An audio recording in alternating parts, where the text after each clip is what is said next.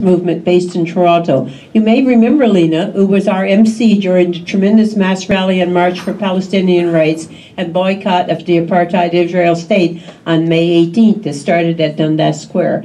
So Lena will be speaking up to 15 minutes, so please welcome her. Thank you as I awkwardly take my Lena, seat. take the microphone. Oh, okay. Thank you. First of all, I just want to thank everyone for sticking around to hear some of my commentary on the recent, I guess, events that have been happening in the occupied territories as well as in the 48 territories. So I'll introduce myself first. My name is Lena Housi. I am a recent graduate and an organizer with the Palestinian Youth Movement. And thank you for the Socialist Action for inviting me to speak here tonight. I'm Palestinian. My family is originally from Ramle, which is in the 48 territories, but after the Nakba, which you've seen in the documentary, we're displaced into the most densely populated refugee camp in the West Bank, known as Balata Camp in Nablus. And I guess the way I contribute to the struggle is through organizing here in the diaspora with the Palestinian Youth Movement. So I was asked to speak on the Israeli elections and as well as just recently what has been happening. And so I felt like I should preface with some historical context of the Palestinian struggle. I'm not sure how many of you know in detail about the historical trajectory of the Palestinian struggle, but I'll just give a very brief overview. And so the Palestinian struggle was one that originated after the Nakba in 1948 and really took precedence throughout the 1950s onwards. And it was an anti-colonial struggle that was rooted in national liberation against the Zionist entity. And it was one that wanted to preserve national unity amongst our people and seek to totally liberate Palestine from the Zionist entity in all Palestinian land and also Arab land. And so armed resistance and armed struggle was seen as a legitimate strategy for Palestinians organizing in different factional parties and was seen as a legitimate strategy. So what has changed over the last few decades, especially since the advent of the Oslo Accords in 1993, the quest for statehood, and which is mandated by the two-state solution, really took place and was now internationally recognized and was seen as the solution for the Palestine-Israel conflict. And the devastating impact of this is that two things were compromised. The entirety of the Palestinian land, which is known as the 48 territories, which some may consider Israel, and also the right to return for Palestinians who have been displaced since 1948 and after 1967, and of course the continual displacement today.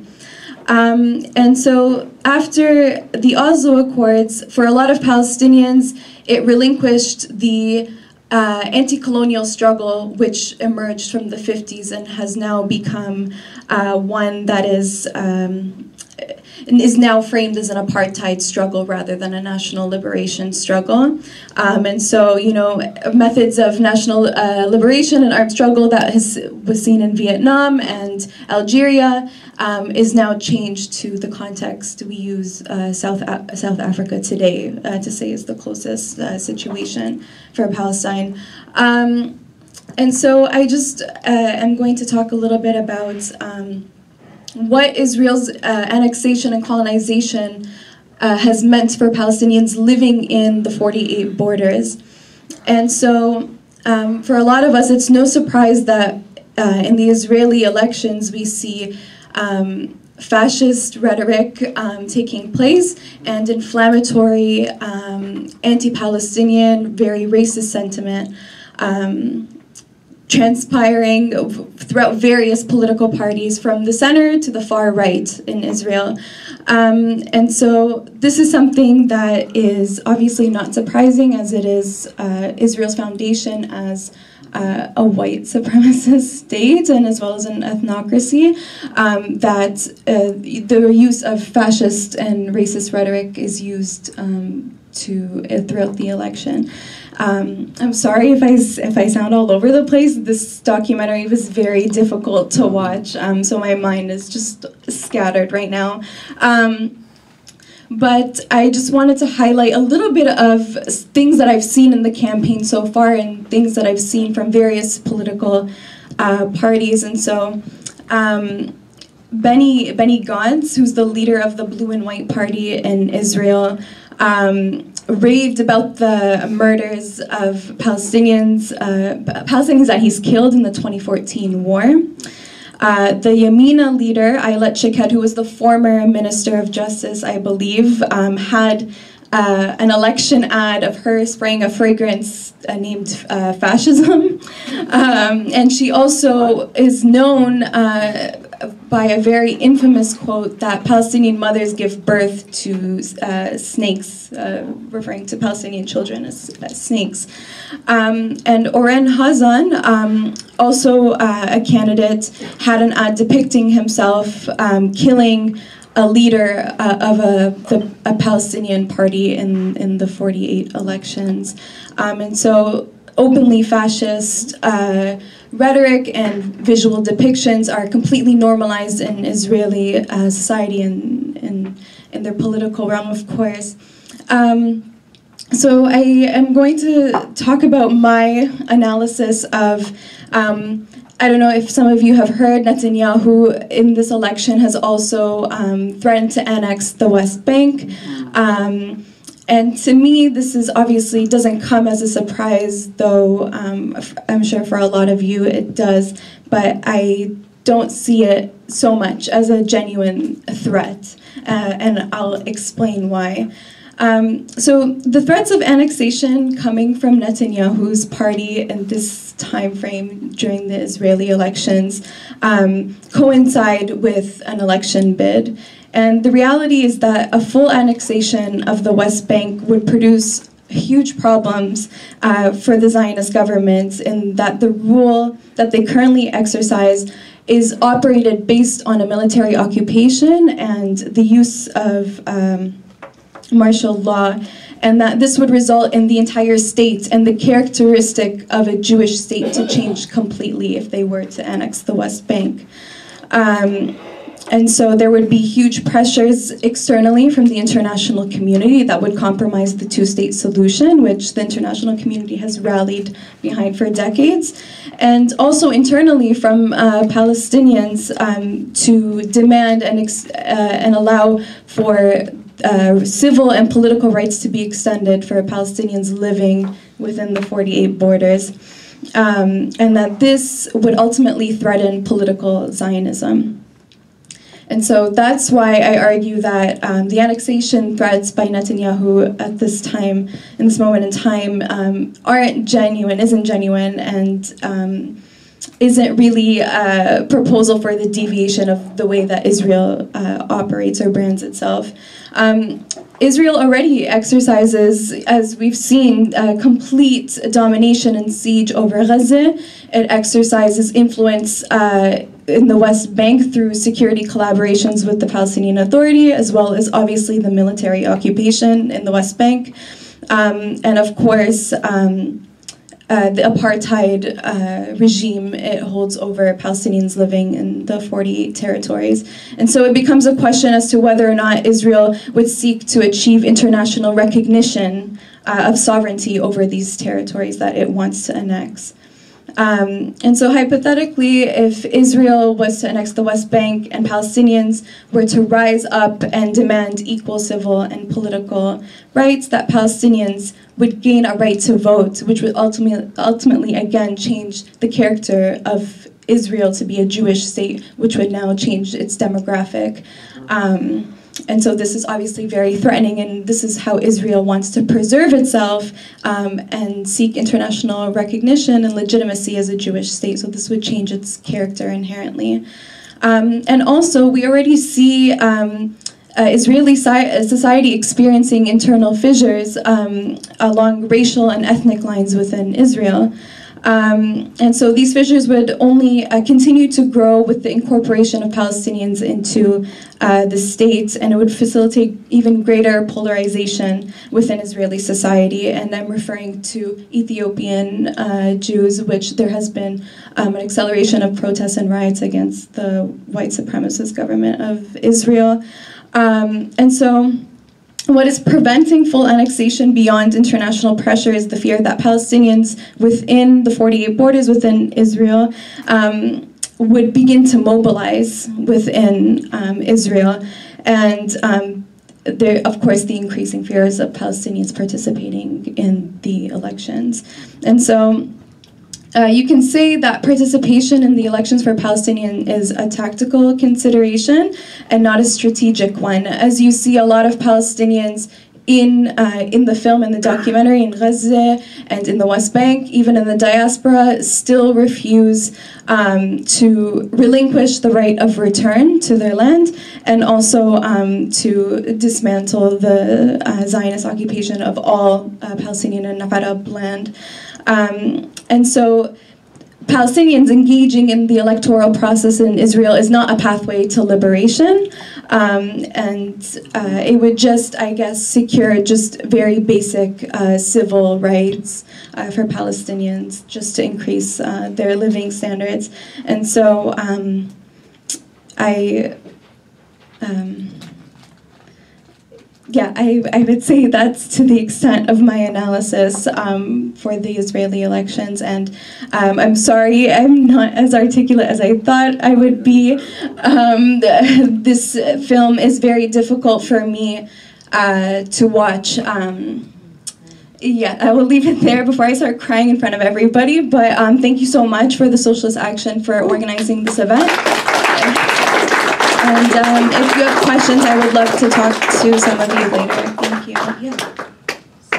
So Lina, are you, the format, and this is up to you, I know you're uncomfortable, the format is that we do go to the floor for questions and discussion, and we take 3 or 4 questions, and then we come back to you, and you can answer them how you wish, or which ones you want. Yeah. Is that okay with you? Yeah. Okay, so we will do that then.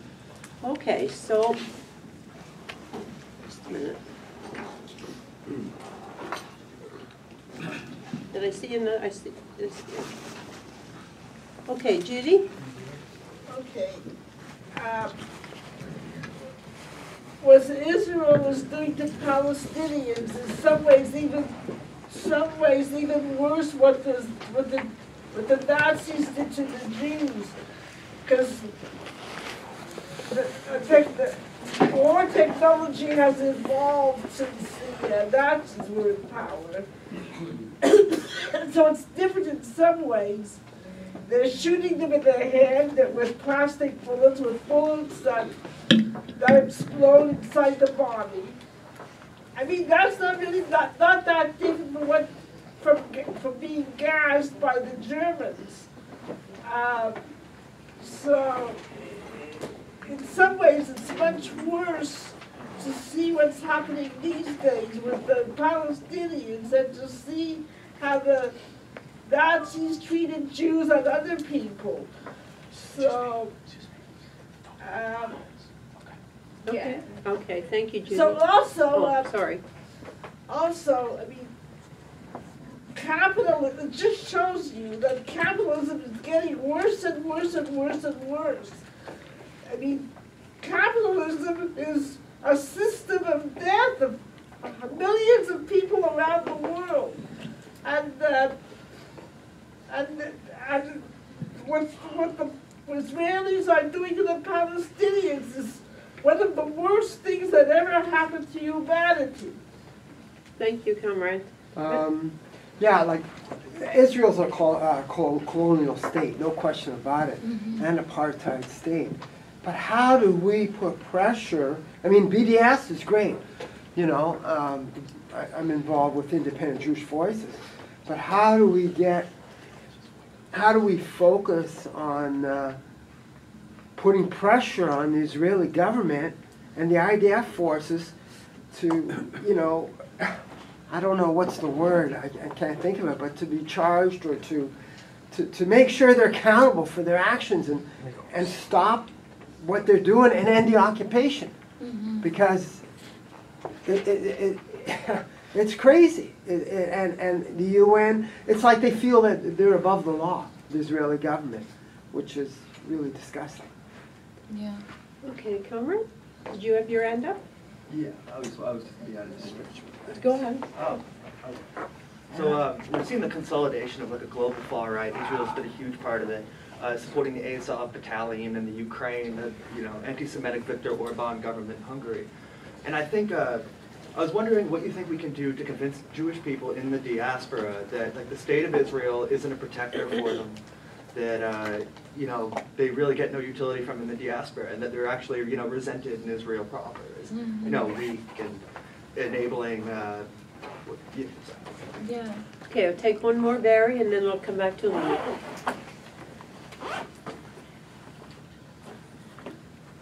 My name's Barry, and I'm the Federal Secretary of Socialist Action. And I grew up in the Jewish community in North York a few decades ago, a few generations ago.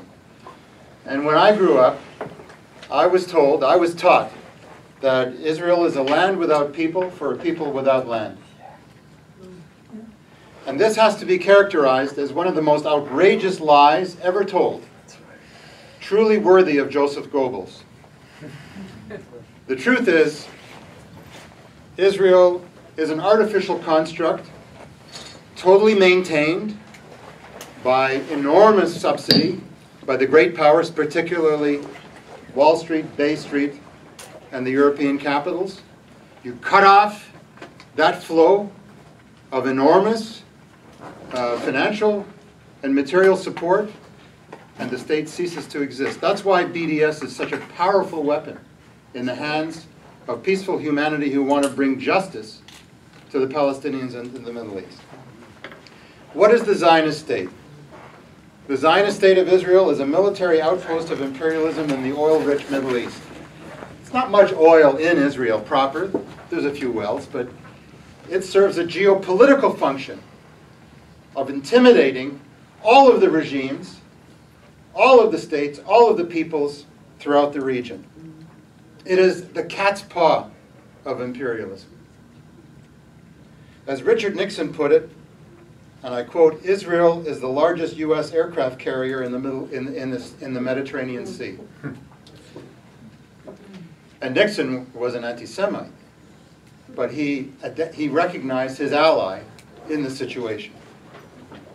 And to their everlasting shame, the Soviet Union, with the support of communist parties around the world, voted for the partition of Palestine in 1948 at the United Nations, which led to the establishment of the Zionist apartheid state.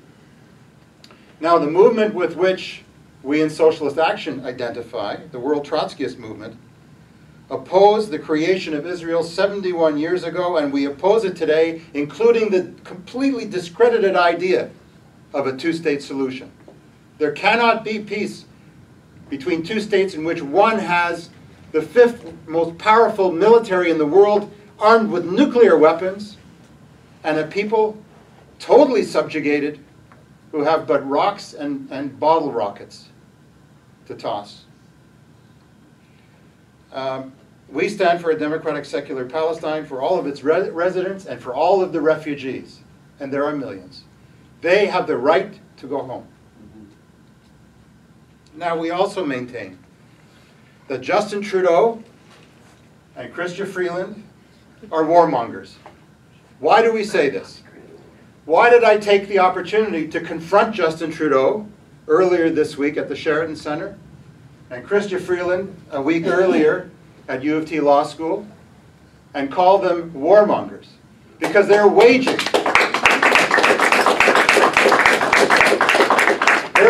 economic war on Venezuela, which has caused the death of 40,000 Venezuelans due to the lack of food and medicine.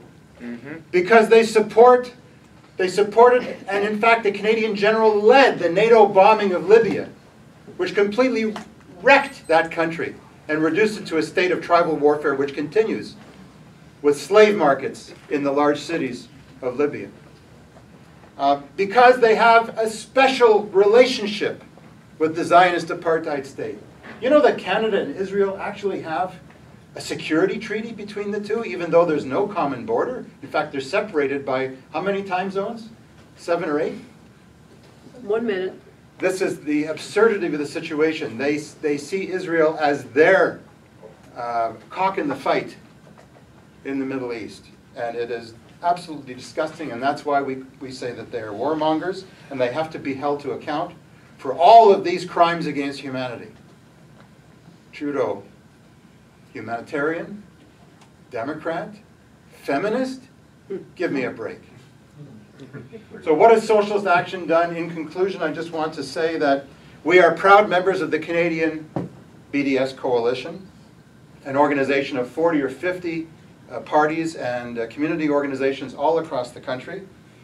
On May the 18th in Toronto and across Canada, on the initiative of our party, demonstrations took place from, a dozen people in King's Square in St. John, New Brunswick, to 500 or 600, led by our guest speaker, who was on the truck, leading the chanting, exhorting people to stand up against apartheid and against the criminal policies of the Canadian government.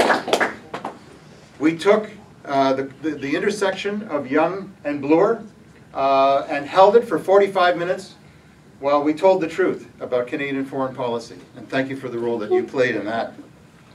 And we have made interventions against these rotten bourgeois politicians that I mentioned earlier. And against Bill Morneau on the same issue at his Liberal picnic in Riverdale just a few weeks ago. My conclusion is this. If you think that they're warmongers, if you think that there's an injustice in the Middle East centered on the misery of the Palestinian people, if you want to fight for change, here and abroad, recognize that Socialist Action is the party for solidarity with the Palestinian people in this country, and you should join us. I'll come back to you. You have up to 5 minutes. Okay, I won't take too long. I know it's getting late, but thanks so much, Barry, for your remarks. And I guess I'll just make a very quick commentary to you, Judy, on not a lot of people in their analysis will see or begin to have a class analysis or even put capitalism into the equation when looking at,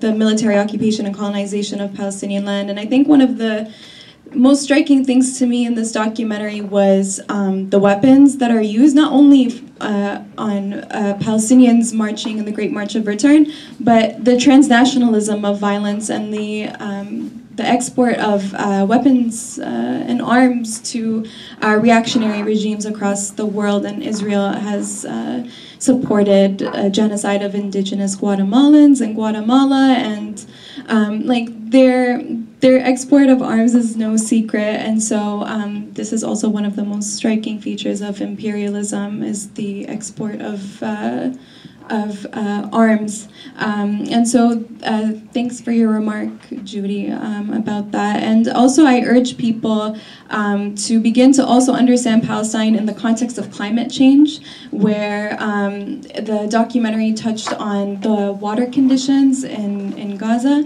and that it's going to be completely, Palestinians can't live there anymore due to the water quality in Gaza. And also to address, what was your name? Adam? Yeah, your comment. I think what's really striking, something that I've seen in the last couple of years, is the advent of the Jewish community in the diaspora to really challenge their communities here on their stance and their support for Israel. And I can't remember, it was a Canadian org, maybe it was IJV, but there was, I guess, a poll done for the Jewish community, and there's a huge percentage of Jewish youth who are becoming increasingly critical of Israel, and also this phenomenon of young Jews across the world who don't go on birthright trips anymore. Like that's a huge deal of Jewish youth becoming more critical of Israel, and Israel's image on the international realm is starting to shift drastically. Yeah, for sure. And this is something, even though I'm quite young and I've only been organizing for 5 years, this is something that I've seen within the last 5 years, and a lot of Palestinian elders can also agree to this.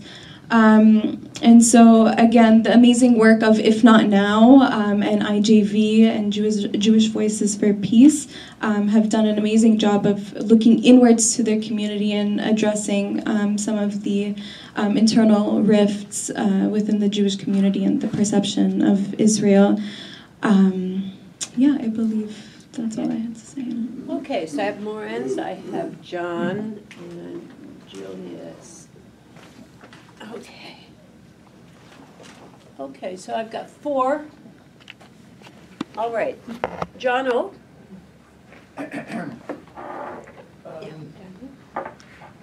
You mentioned several things, Lena, and I agree with most of them. There's going to be no electoral solution to this problem in Israel itself. Even what they call the center left does not advocate the right of return. You're not going to get a solution out of electoral politics. You're not going to get any military solution. They're armed with nuclear weapons, and the Arab world is divided. Israel cannot be defeated militarily, at least at this point in time. You said annexation of the West Bank is that's not what they want to do, because there'd be too many Arabs come into the Israeli state. It would expose the real, what you call the ethnocracy of the state by annexing. So that's not a solution. And negotiations between the Palestinians and the Zionist state, that's not going to work either. They keep backtracking. Their position becomes harder and harder. What's left for the Palestinians to win becomes less and less. We're not going to have a negotiated solution. Look, this has been going on for 20 years. So, but it points out the importance of one factor of winning Palestinian rights is international solidarity. This is very, very important. Israel has to become a pariah state. It really has to be, and it's on the way to becoming that. But you did mention one thing too about the mobilization of Arabs living in Israel proper in 1948. That I didn't understand what you were saying. That this is not a solution. Does that mean that Israeli Arabs should boycott electoral politics, or should they become involved to the best way possible? Is that part of? You think that's part of the solution for Israeli Arabs to become involved in electoral politics? Because they did win, I don't know, more seats than ever before in the last election. Mm-hmm. Okay, Julius. Thank you for the great presentation. My name is Julius. I'm a member of Socialist Action. I just wanted folks to know some of the work that we do on this front, because it's not enough just to say we support BDS. We actually put a lot of work into this campaign. We're part of a national body that's doing a lot of work. We're involved in the NDP and the NDP Socialist Caucus. The NDP does not support BDS. They support the Israeli apartheid state at this time. But over the last several conventions, the activist base on this issue in the party has grown and grown. It's so much to the point where the leadership of the party is terrified of discussing the issue or bringing motions forward, because they know at this point that they will lose. And they know that not just because of the organized work that we've done through the Socialist Caucus with allies, but they know that polls have been done that show that the majority of Canadians are on the side of the Palestinians, the vast majority, particularly the vast majority of people who identify as New Democrats. In the Labour movement, there's also been a big shift. There was a motion that was passed at the Canadian Labour Congress to support hunger strikers. There were hunger strikers who several years ago in Israeli Zionist prisons who were Palestinians. A motion was brought to the floor of the CLC convention with attempts to shut it down. labeling it as anti-Semitic, all those old tropes that don't really mean very much anymore, like certainly like what they used to. And it was passed almost unanimously on the fourth convention. Even in my own case, I used to be on the OPSU executive board, the Ontario Public Service Employees Union. I signed on to an online petition calling on the federal NDP to withdraw from the Canada-Israel Interparliamentary Group. I signed as an individual, and I happen to have been an executive board member of OPSU. I didn't pretend that OPSU was signing on to it. If OPSU signed on to it, the president of the union would have. But anyway, that didn't stop pro-Zionists from going after me. And there was an attempt in the background to censure me as an executive board member, but they never followed through with it. And why didn't they follow through with it? I mean, they know I'm a member of Socialist Action. I fight for pass on the executive board on the Florida Convention, because they know that the popular opinion on this issue is shifting, and they didn't want to take the risk of censoring me over this issue. I've tried on other issues, but it just goes to show you that the mass popularity behind this issue is coming on to our side. We can't let up. I mean, we got to keep going, and we're going to win this fight. Yes, we will. And we're going to win it. We're already winning the popular opinion. We just need to win it within the organized wings of our workers' movements, so that they are constantly championing this issue, and that we say no to Israeli apartheid. Mm-hmm. Yeah, I just want the comrades in the room who doesn't know already that it was my union, and while I'm retired now, my union, the Canadian Union of Postal Workers, that was the first national public union to support the BDS, and I felt very honored because I was the person, the delegate that was asked to present the resolution and give the rationale and the argument for it. So, and it was passed. Well, it was 500 and some people there, and it was just 2 people that voted against it, so it was almost unanimous, but it wasn't unanimous. So that's a few years ago, and there's been a big struggle. Okay, comrade, that's it? Yeah, I have maybe to add to Julius. So I'm Basil from the Socialist Action as well.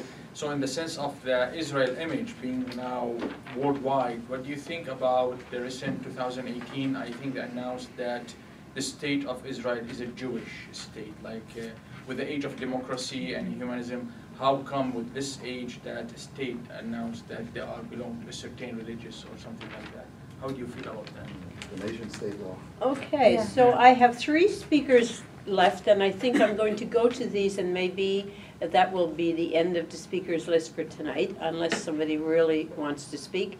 Because by the time we get through that and the comrade answers, and as we know, it's been a very difficult evening for her, and we really appreciate that she's staying this long and answering the questions. So I'm going to go to the 3 speakers, and then I'm going to turn the floor back to Lena for as long as she wants, and then we will call it a night. Okay, so Kurt? Okay, so I'm Kurt Duff. I'm a member of Socialist Action and one of the coordinators of our Appeal Action tomorrow. To emphasize how the tide is shifting, Tayyip Erdogan, a warmonger and war criminal in its own right, stood in front of the UN General Assembly and denounced war crimes of Israel. Now, this would have never been a possibility several years ago as Turkey is a NATO ally. So we're starting to see a significant shift that even the ally of the United States is willing to speak out against the Israeli state. But the fact of the matter is, as our speaker said, Gaza is unlivable. Some say it's unlivable at the moment, and some believe it will be unlivable by 2020. So do the Gazan people really have the time to reap the benefits of this tidal shift, or will they end up being martyrs by the time that it actually comes about, that the Palestinians become a free people? Okay, John? Yeah. The NDP's position on Israel really is disgusting. I mean, I was actually a delegate to the founding convention of the NDP. And it's moved to the right ever since, and look where they are now. Progress. So the apparatus really isn't too great. You know, they have a learning curve, but it's an endless loop. One of the things that Julius actually took up some points I was going to make, but one of the things, of course, that the NDP has done is conduct a witch hunt against socialist and pro-Palestinian people that have stood as candidates, and they vetoed several of them. Apparently, this is the reason for their shortage of staff. This is what all their staff spends their time doing. So they only had about half the ridings nominated by the time the election was called. They've completely ignored the fact, they haven't twigged to the fact at all that there's been a huge shift in public opinion in Canada, as evinced by polls. Not, of course, reported in the corporate media. We know where they stand on the question. But they haven't taken this into account at all, despite their reliance on their stupid focus groups. So I think, you know, it's very important, if we can, to defeat the leadership on this question in the NDP. I mean, it is a labor-based party with all its faults, and you know, it would make a considerable difference in the whole political landscape in Canada if we could reverse this position with the NDP. Okay, our last speaker, Corey. I'm Corey. I'm with Socialist Action, and I kind of wanted to add to what Julia said and what Judy said. Yeah, just about how the NDP is afraid of the activists within the party. Israel is terrified of Palestine and terrified of the BDS movement. I mean, they're using live ammunition against people that have nothing on them and that are just trying to get back to their land. So they're releasing these tear-jerker ads saying, you know, we're at risk. They're going to suicide bomb the wall. They're going to come in here and invade our people, you know. But they're meanwhile, and they say, and then people I will see argue that they're surrounded by enemies. Yet Israel sells like anti-ballistic missile weapon technology to Saudi Arabia. They're cozying up to the dictator, well, a pseudo-dictator in Egypt under Sisi, right? And so I don't know what they're afraid of when they're making friends with all these terrible regimes right next to them. The only one who's not really friendly towards them is Iran, and then I guess Syria, but Syria is totally in wrecks, and they continually violate Syrian airspace and bomb targets in that country. And I wanted to talk a little bit about capitalism. Israel is an extremely capitalist state. They use Palestinians for extremely cheap labor, precarious labor. And they bring in other groups of people, like many nations do, like Canada does, to work cheap labor jobs. You know, like the Ethiopians or other refugees. And this is kind of interesting too, because it creates a ripple effect in the entire region. Because of all these refugees coming out of Palestine and Syria or whatever, there's all these different refugee groups within all these other countries. And so they're sort of targeted by, I guess, nationalistic groups or whatever, saying taking away their jobs, because they're also creating cheap labor in those countries, which is bringing mixed feelings towards the Palestinian struggle. So Israel's they know what they're doing. They're good at it, but they're terrified because of the movement that's building at home. That's all I really I guess have to say. Okay. Yeah. I know I've closed the list, but this brother said he wanted to speak, so if you could be brief, brother. I just want to speak on behalf of the Palestinians living in Gaza under the siege, where they cannot cross the border. For those of us who don't know about, like some of them are injured and they cannot get a permit to leave to Europe to treatment. Are there any foreign affairs or any countries supporting, for example, people in Gaza to become refugees or to migrate to other countries? If not, why not? I haven't heard this at all as an option. I don't know if you know about it, if you can share. Is there any hope? Or because the future is unpredictable, and it's becoming unlivable, soon to become uninhabitable. So what does Israel want? Like, do they want them to bury them alive, or can they migrate at least to other countries? Okay, Lena, the floor is yours. This is very overwhelming. I took some notes, so hopefully I can address what everybody commented or asked a question about. To the gentleman who first spoke about the political mobilization in Israel that I was referencing, bear with me, I may have forgot like a lot of what you were saying, but I guess I don't feel as though Palestinians living in 48 or anywhere else for that matter in the West Bank or Gaza would see engaging in the electoral process to be something that is again, like a pathway to liberation. Because ultimately, I feel like the demands of Palestinians that have been unwavering for the last few decades have been the right of return of all Palestinians who have been exiled, and also in Gaza and the West Bank. And so I don't think that this is the ultimate solution of engaging in an electoral process. But again, what this is going to mean in the event where they give Palestinians the right to vote, and this includes, let's say, the West Bank, Palestinians living in the West Bank, that this would, again, change the character of Israel and force a one-state solution. Would it still be one that operates on apartheid policies, or would it be a secular, one-state, democratic state for all? This is something that's up in the air, and I feel as though this is even something that's debated internally for Palestinians, different political factions, and also I feel that there's no consensus amongst Palestinians as to what our approach is going to be. Is it a national liberation struggle? Is it an apartheid struggle? I feel something that I've heard from Palestinians on the ground is that the framework that is now dominant and is applied, and NGOs and civil society organizations are operating based on, is this apartheid framework, and to see as BDS as the sole and legitimate means of resistance to challenge Israel. I, of course, support BDS as a Palestinian, of course, though I don't see it as a means of liberating land for Palestinians. I am not sure that it would also promise the right of return for Palestinians, though it would challenge economically Israel and isolate it as a pariah state, as we've seen with apartheid South Africa. I hope this answers your questions. Hopefully I can talk to you a little bit later if I didn't answer it. And then something that I wanted to address, Julius, and you mentioned also, is the role of the Canadian labor movement.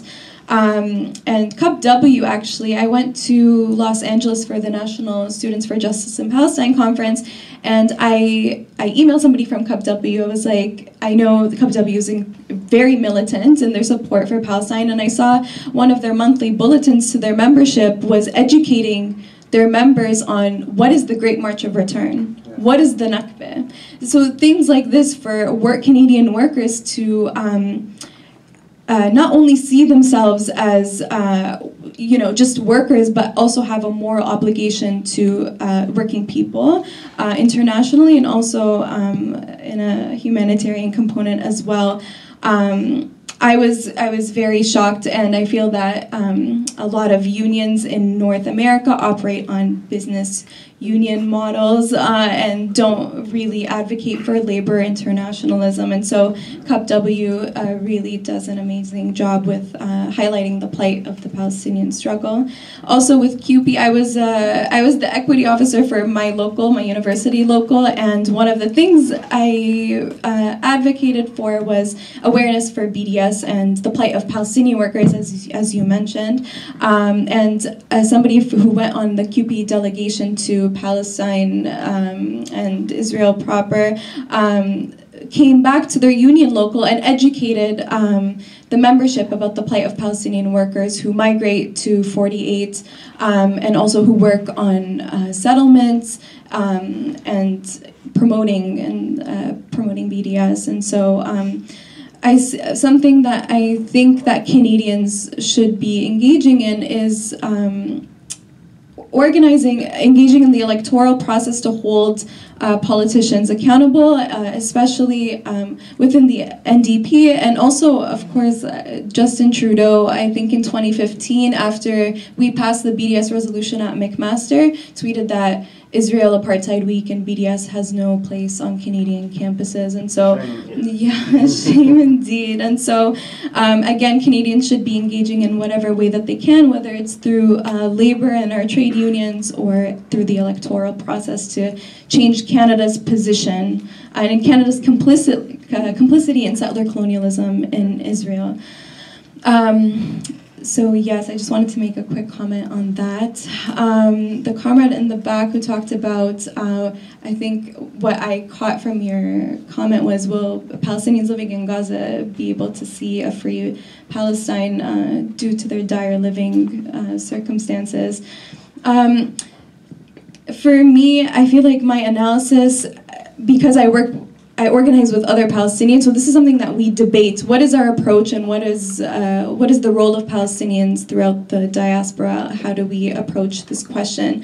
And I feel like it's difficult because I feel like Palestinians on the grassroots level know our demands and we know what we want, but it's the Palestinian leadership, the national bourgeoisie, who are compromising a lot of our demands, like the right of return and the Palestinian Authority building a state based on, post-Washington consensus rhetoric, and implementing a free market economy and developing it as a neoliberal state. And so there's no consolidation of a national vision for Palestinians. There's an absence of a Palestinian national leadership. The PLO has been weakened.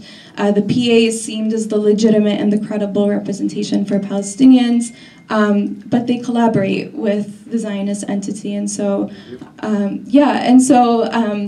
again, I don't know what the condition is going to be for Palestinians in Gaza, in the West Bank, or in 48. What is our unified vision? Because in the absence of a national leadership, it seems that it's very spontaneous. Our movement, and I'm very fearful of an apartheid framework that may not allow for the right of return. So this is something as a Palestinian and with other Palestinians I organize that we discuss. What is the future of Palestine? Is it a two-state solution? Is it a one-state? This is still debated. And also, I can't remember who made this comment on normalization with neighboring Arab states. I feel like just yesterday there was a document released, a private document from the Jordanian government engaging in a gas deal with Israel, and also Egypt is also very known to normalize with Israel on economic terms. And so this is something. In the height of the Palestinian Revolution, Arab states did not acknowledge the Zionist entity, was completely supportive of Palestinian armed struggle, and this is something that has changed in the advent of neoliberal capitalism, and Arab regimes have shifted. And I feel like Syria is one of the most, has been the most steadfast in its support for the Palestinian struggle to this day, but we see, of course, with Jordan and Egypt normalizing with the Zionist entity. And also the Rafah border between Egypt and Gaza closing. I feel like in the last few years under Sisi have not allowed for aid to come in, or even Palestinians to attend universities and go for educational purposes. There has been a decline of that. I'm not sure. I feel like off the top of my head, I want to say that Turkey has been allowing Palestinians to go and live, I guess, attain citizenship in Turkey, but I think on education visas or something like that. This is what I've seen most, though I'm very critical of Turkey as well. But yes, something else that I wanted to note is centering, I think you addressed this, Israel to be a capitalist state, and the way in which they exploit and appropriate Palestinian land and labor and resources.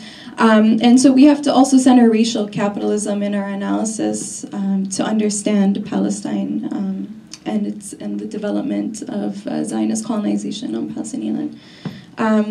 Hopefully I addressed everybody's comments. If not, please feel free to talk to me after. It's kind of hard to talk when a lot of people are staring. So. Yeah. You did an excellent job. Thanks everybody for coming. And our next Rebel film, which is next Friday night, same room, is Nai Passaron. which is a 2018 documentary. It's 1 hour and 36 minutes, and it's 40 years after their peaceful act of solidarity. Scottish factory workers discovered the impact of their boycott of Chilean engines at the Rolls-Royce factory. The workers kept the boycott going for 4 years to protest the violent coup in Chile that overthrew the elected government. And our speaker will be Sister Anna Ainsworth, who is an executive board member of OPSU. She will open the discussion. So that's next week at 7 o'clock here in this room. So once again, thank you very much, Lena. You were an inspiration to us all. And if people would like to join us,